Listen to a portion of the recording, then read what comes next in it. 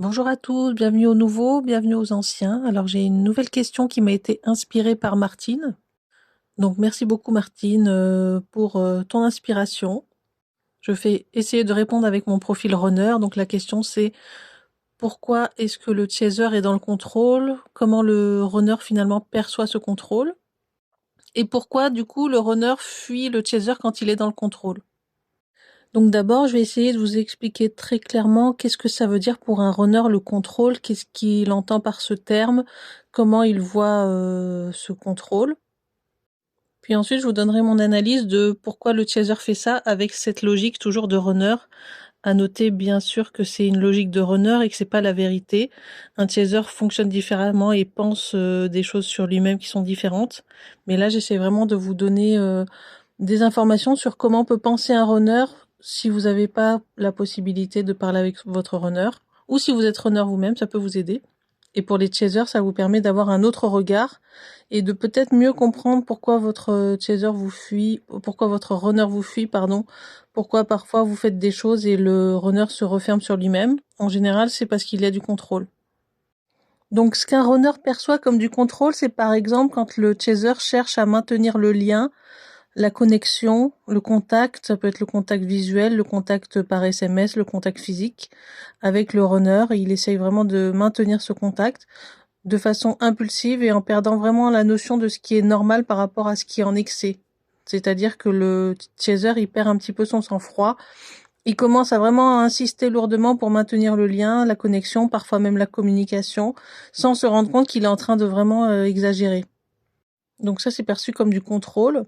Ça peut être aussi le besoin constant d'avoir des nouvelles du runner, le besoin permanent d'avoir besoin de le voir, espionner ce qu'il fait ou ce qu'il vit quand le runner a coupé contact par exemple.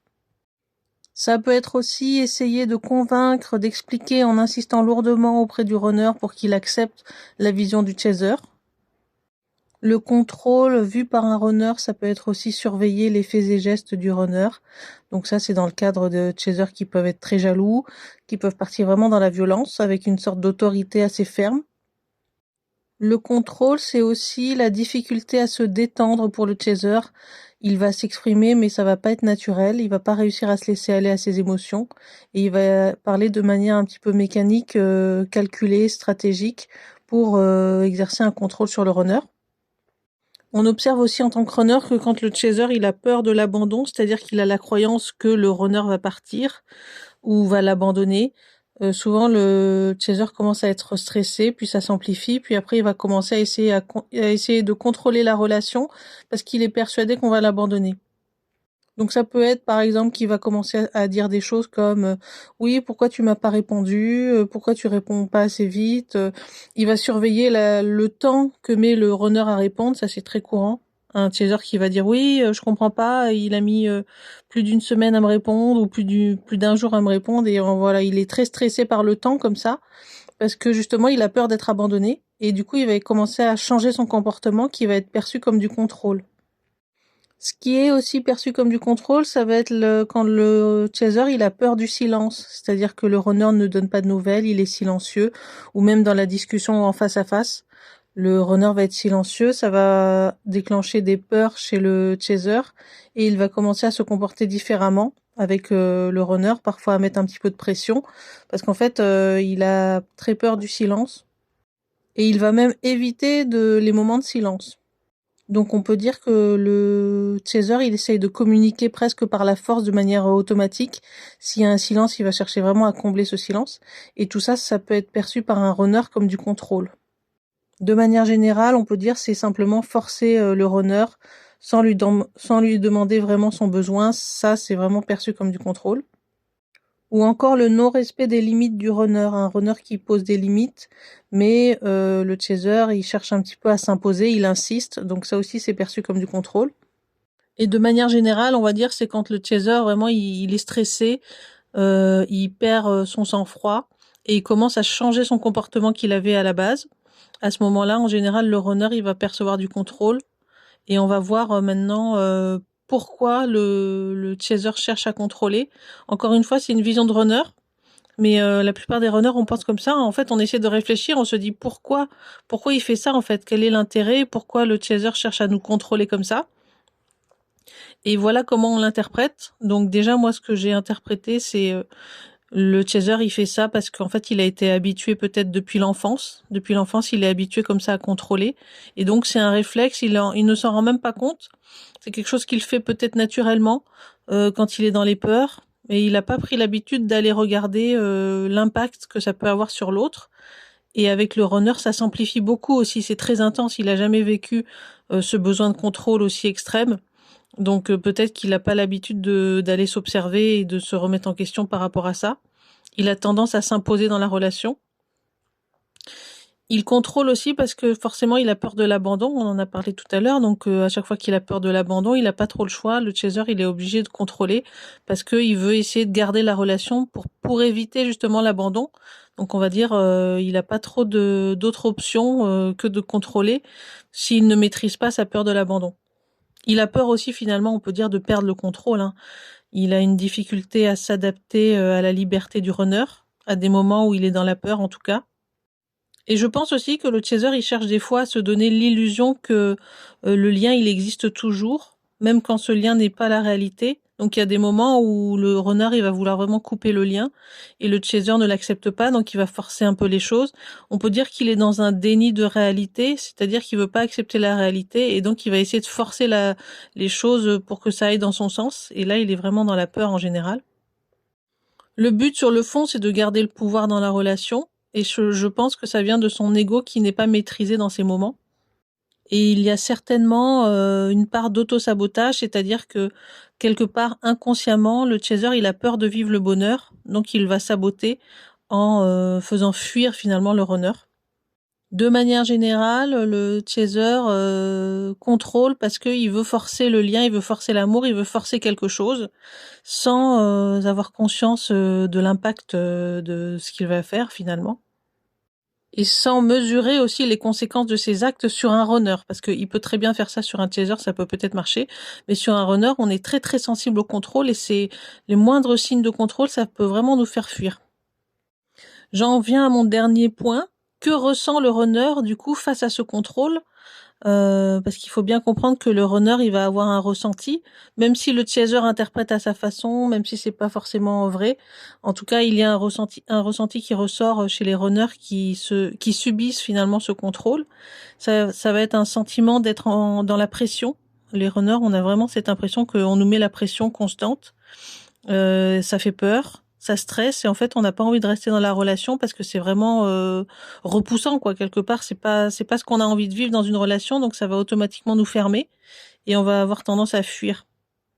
Ça fait défaut aussi au chaser parce que ça nous donne l'impression que le chaser ne nous aime pas réellement, mais qu'il cherche plutôt à nous brutaliser gratuitement. Donc c'est vraiment perçu très négativement chez un runner, même si le runner ne va pas l'exprimer parce qu'en général on n'exprime pas pour se protéger, mais c'est quelque chose qui est vraiment très mal perçu. Ça donne le sentiment, quand c'est vraiment poussé à son extrême et que le chaser il contrôle vraiment beaucoup, ça donne l'impression que la relation est toxique. C'est là où souvent le runner il va bloquer son chaser, que ça soit sur les réseaux sociaux, par SMS, sur WhatsApp, parce qu'il y a vraiment ce sentiment que l'autre est toxique et on a une impression de pas avoir de liberté. Et ça, c'est vraiment quelque chose de perçu comme toxique, vraiment. En fait, le runner, vraiment la base de tout son fonctionnement, c'est l'idée d'être libre. Donc s'il n'y a pas de liberté, pour lui, c'est le toxique plus quoi. Le runner va aussi avoir peur de perdre son identité dans la relation puisqu'il n'a pas son mot à dire. Il va avoir peur de s'ouvrir. Ça peut créer des gros blocages au fait de s'ouvrir. Ça peut être dans la sexualité, ça peut être dans la communication, ça peut être dans divers domaines. C'est un sentiment aussi d'être écrasé, dominé. On ressent aussi de la culpabilité parce qu'on est obligé de couper contact alors qu'on n'a pas forcément envie. Et on se sent forcé à fuir.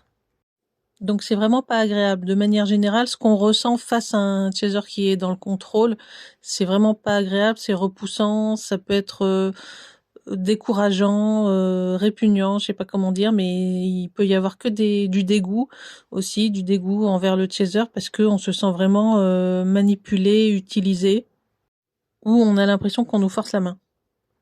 De manière générale, je dirais que pour vraiment réussir la relation flamme jumelle, il faut vraiment que le chaser il arrive à lâcher le contrôle, il n'y a pas d'autre option. Tant qu'il y a ce contrôle, le runner va fuir d'une façon ou d'une autre, il va pas réussir à parler, il va pas réussir à s'ouvrir, il va être distant, il va annuler des rendez-vous, il va bloquer sur les réseaux sociaux, il va dire oui, puis après finalement il va dire non parce qu'il aura peur du contrôle. Donc il faut vraiment que le chaser arrive à mettre à l'aise le runner par rapport à ça, à rassurer le runner qu'il n'a pas d'intention de contrôler. De toute façon, le seul moyen, c'est simplement de ne pas contrôler, de ne pas exercer de contrôle. Et je pense que c'est un gros travail à faire chez le chaser, même si je pense que le runner contrôle aussi, mais c'est d'une autre façon. Chacun a une façon de contrôler différente, mais en tout cas, pour le chaser, c'est vrai que c'est le plus gros défaut, je dirais, ce qui ressort le plus, c'est ça. C'est ce besoin de contrôle constant de tout et n'importe quoi. J'ai vu des chasers qui voulaient même contrôler leur environnement, contrôler. En fait, ils exercent aussi du contrôle sur eux-mêmes. Bon, là, après, ça dérange pas forcément le runner, mais il y a des chasers qui sont vraiment extrêmement contrôlants et qui s'en rendent pas compte. Et c'est seulement quand le runner en vient à bloquer sur les réseaux qu'il y a une petite réaction. Et encore, il y a des chasers qui s'acharnent et qui ne se remettent pas en question. C'est terrible. Et ça met du temps avant que la relation se mette en place. Et on va dire que l'ampleur du contrôle est à la hauteur du stress que ressent le chaser. Donc plus le chaser est stressé, plus il va exercer un contrôle fort avec de la violence. Et j'ai entendu des histoires où il y a des chasers qui sont partis en prison parce que le runner a porté plainte pour harcèlement et c'est parti vraiment trop loin. Le chaser n'arrivait plus à se contrôler et il exerçait comme ça des pressions sur le runner pour qu'il revienne. Et il a perdu vraiment son sang-froid au point où c'est allé très loin, quoi. Donc ça, c'est un point qui doit être très difficile pour le chaser à travailler. Très difficile aussi pour les runners puisque nous, on subit aussi. On essaye de comprendre comment se protéger au départ. Puis après, on cherche plus à se protéger, on va plus avoir la confiance en nous, donc on va plus s'exprimer et mettre nos limites par la parole, par les actes aussi. Mais au départ, c'est vrai qu'on a ce sentiment de se faire un petit peu écraser et c'est pas épanouissant dans la relation. On a l'impression aussi de ne pas être aimé, hein. Ça, j'insiste, c'est vraiment un truc. Du coup, comme on se sent pas aimé, bah forcément, on s'éloigne en se disant bon bah tant pis, on va chercher quelqu'un d'autre. Et la relation est vraiment bancale dans ces phases où il y a le chaser qui exerce le contrôle. Donc voilà ce que je voulais vous dire sur le contrôle. Je ne sais pas si vous avez des questions, n'hésitez pas. Si vous voulez plus de détails, plus de compréhension de la logique du runner, n'hésitez pas à me poser des questions, mais c'est ce qui me paraît le plus clair et le plus simple à dire sur ce contrôle. En tout cas, je suis contente de refaire les vidéos avec vous et j'espère que ça vous plaît, que les sujets sont intéressants. Je vais essayer d'en trouver d'autres. Mais je suis un petit peu le fil des commentaires, les gens qui mettent des commentaires sous les vidéos. J'essaie un petit peu de suivre voilà les interrogations qui ressortent, ce que je vois des chasers qui sont là, qui sont présents sur la chaîne, et puis les runners aussi, pour animer un petit peu la chaîne. Et je vous referai des vidéos, voilà, dès que je le sens, dès que j'ai un sujet qui vient, je le mets. Et c'est toujours intéressant de débattre aussi avec vous. Voilà, allez, prenez soin de vous, chouchoutez-vous, et je vous dis à très bientôt.